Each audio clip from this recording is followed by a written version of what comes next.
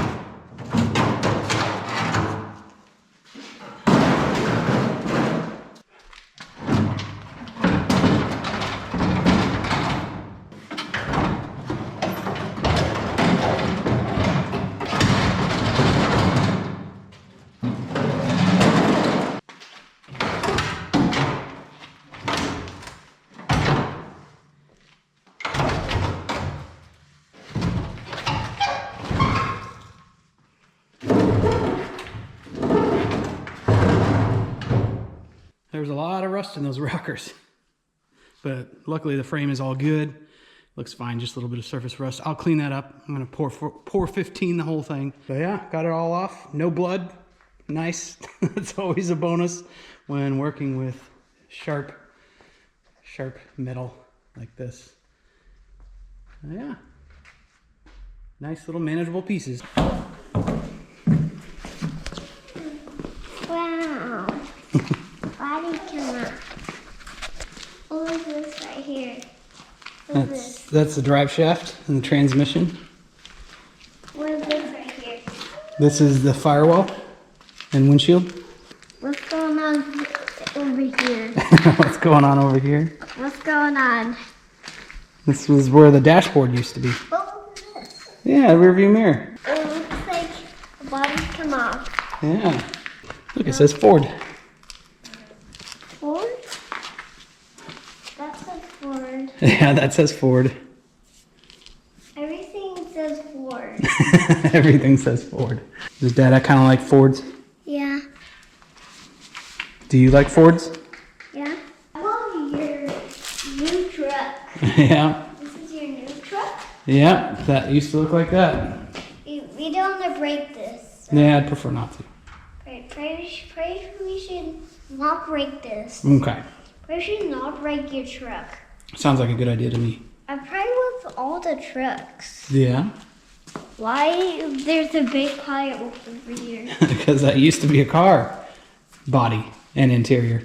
One thing I do before I send this out to the driveway for the scrap guy to come get is I'm going to cut this area out here. This is the electrical connector pass-through area where they mount into the firewall, and then the brake booster mount, and then I'll graft this into the firewall of the F-100.